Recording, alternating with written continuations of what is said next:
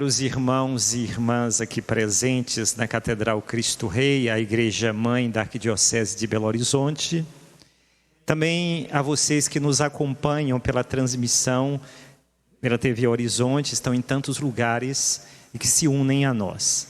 Uma saudação a todos aqueles que estão mais diretamente ligados aos ministérios litúrgicos que permitem que nós possamos celebrar o culto dignamente. E aqui eu lembro de todos que estão aqui, aqueles que são proclamadores da palavra, aqueles que nos ajudam também no canto. A nós, como falava no início, que escutando a voz do bom pastor, fomos reunidos em assembleia, palavra grega, eclesia, igreja, povo chamado, povo convocado, povo reunido pelo chamado do Senhor. Estamos vivendo o 4º domingo da Páscoa. Este 4º domingo é conhecido como o Domingo do Bom Pastor. O motivo é porque tanto no ano A, no ano B ou no ano C do ciclo litúrgico, neste domingo nós lemos trechos do capítulo 10º do Evangelho de João, chamado Alegoria ou a Parábola do Bom Pastor. Então, no meio do tempo pascal, nós somos chamados a olhar, a contemplar Cristo como bom pastor. A gente está acostumado a ver aquela imagem do Cristo carregando, como diz o povo da roça, na cacunda a ovelha, né? Ou seja, aquele gesto de trazer para perto de si a ovelha. É claro que essa imagem ela tem mais relação com uma outra página do Evangelho, que é a página de Lucas 15, quando se diz que o pastor deixa as 99 ovelhas no curral, no aprisco, e vai em busca da ovelha perdida e atrás nos ombros, porque a ovelha está ferida, para dar também o carinho e o cuidado necessário. Hoje, nós não vamos ver diretamente a imagem do pastor. Hoje no Evangelho aparece uma outra imagem, mas que faz menção, é claro, à imagem do pastor, uma vez que nós estamos no discurso das ovelhas, do aprisco, do redil. É bom situarmos este texto. Ele está imediatamente após o capítulo 9 do Evangelho de João, onde Jesus curou um cego de nascença e onde houve uma forte oposição da parte das autoridades religiosas do seu tempo por essa atitude de Jesus. O cego é chamado para dizer que Jesus é pecador, para reconhecer que aquele que curou ele não é de Deus. Tem toda uma história e percebe-se que ali há mais cegueira da parte das autoridades religiosas do que daquele próprio cego. Quem mais enxergava era o cego e quem menos enxergava são as autoridades religiosas do seu tempo.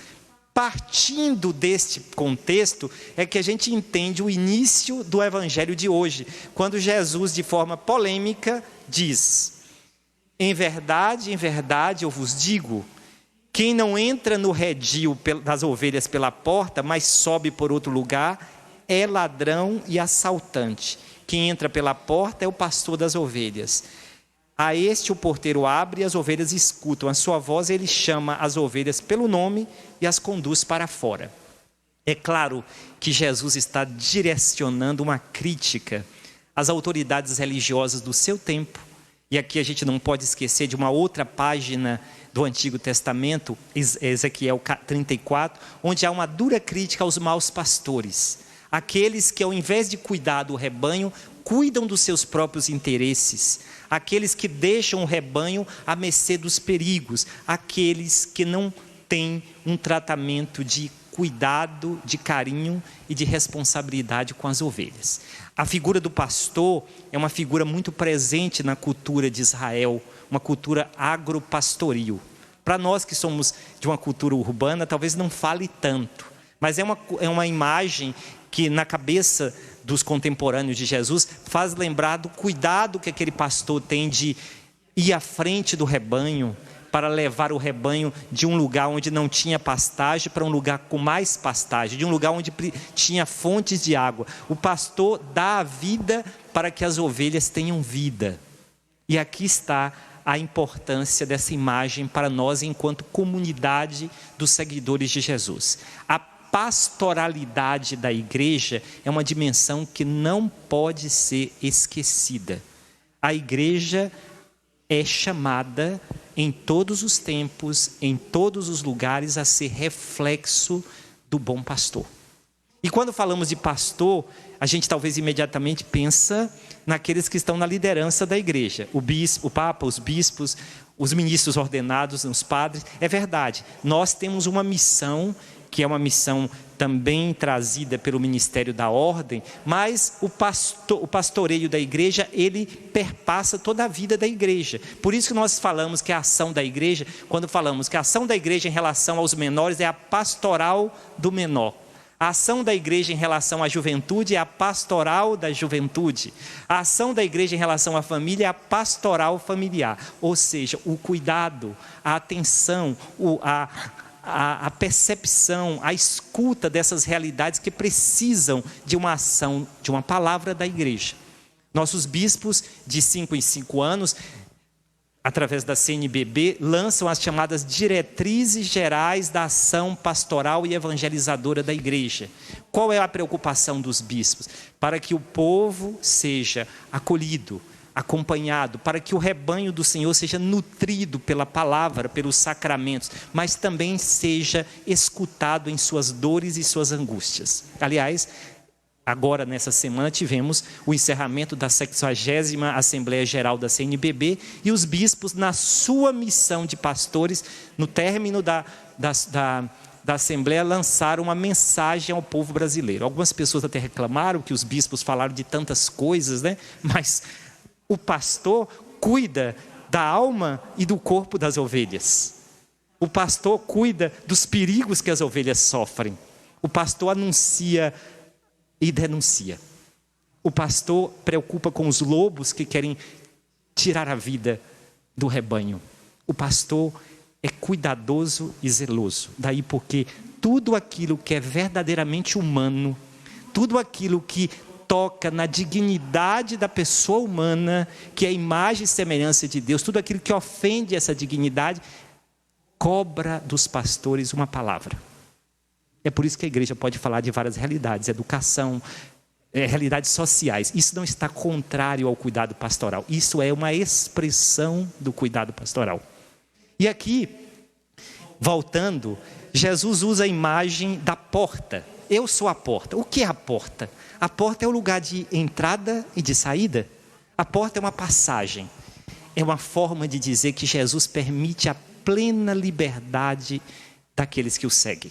Diferente da religião da sua época, que prendia as pessoas num sistema de regras e prescrições, que as pessoas mal sabiam se podia dar 2 ou 3 passos, Jesus disse: aquele que me segue entra e sai pela porta para a busca de pastagens. A porta é uma forte imagem para pensar na nossa comunidade. Nossa comunidade é um lugar de portas abertas?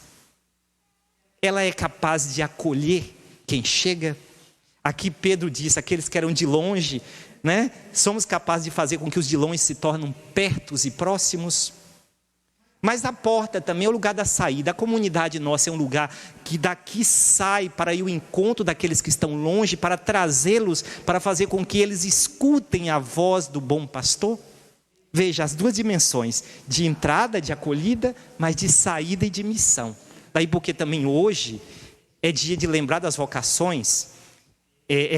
Desde 60 anos atrás é o dia de oração pelas vocações. O Papa Francisco, dentro também do contexto do chamado ano vocacional, o terceiro ano vocacional brasileiro, fala da vocação como graça e missão. É graça porque é Deus que nos chama. O pastor conhece a nós pelo nome. Eu acho interessante, vocês devem saber que quem tem um rebanho, às vezes, né, lá na roça a gente lembrava disso, dá nome às vacas. Aqui a vaca chama Estrelinha, ali chama Malhada. E quando ele ia lá chamar, a vaca vinha. Porque conhecia, porque era chamada pelo nome, porque conhecia a voz do pastor. Nós precisamos conhecer as pessoas pelo nome. Quer dizer, nós precisamos conhecer as histórias. Daí porque a igreja não é um conjunto, uma massa de pessoas anônimas. Massa já tem em muitos lugares aí. As pessoas vão em um show, todo mundo ali está junto. Junto entre aspas, porque ninguém conhece ninguém. A igreja não pode se transformar numa massa sem nome, sem identidade. Nós precisamos ser comunidade. Precisamos sentir membros uns dos outros. Precisamos ter cuidado. Você sabe a dor do outro. Por isso que os bispos falam tanto em pequenas comunidades eclesiais missionárias, onde se vive a fraternidade, o amor, onde as pessoas são importantes umas para as outras.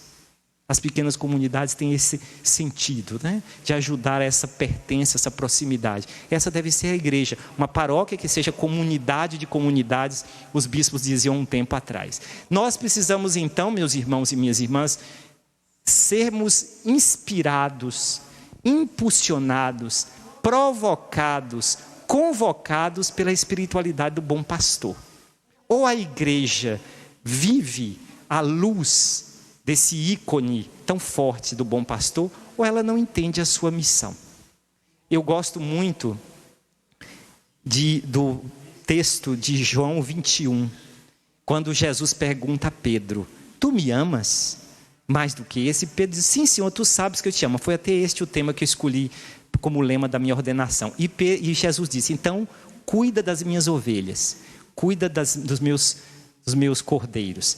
O rebanho não é propriedade nossa. O rebanho é de Deus, é do Senhor. Nós devemos cuidar para que o rebanho não pereça por falta de alimento da palavra, dos sacramentos, que não pereça frente aos perigos. O Papa Francisco fala que é preciso que haja pastores com cheiro de ovelhas. E aí vale para os padres, para o bispo, mas vale também para as lideranças pastorais. Saber quem são as pessoas que nós estamos convivendo.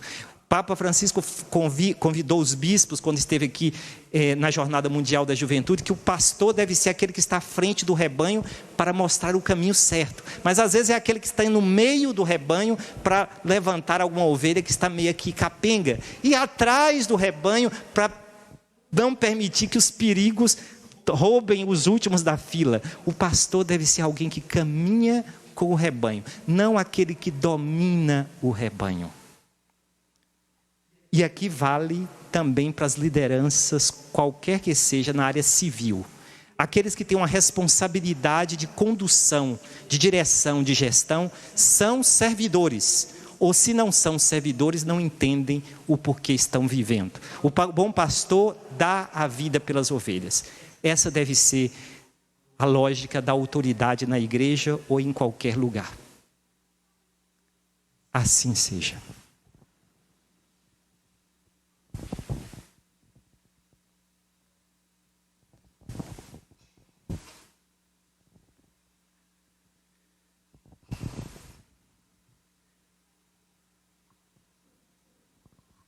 Vós sois o Cristo, bom pastor. Aleluia, aleluia.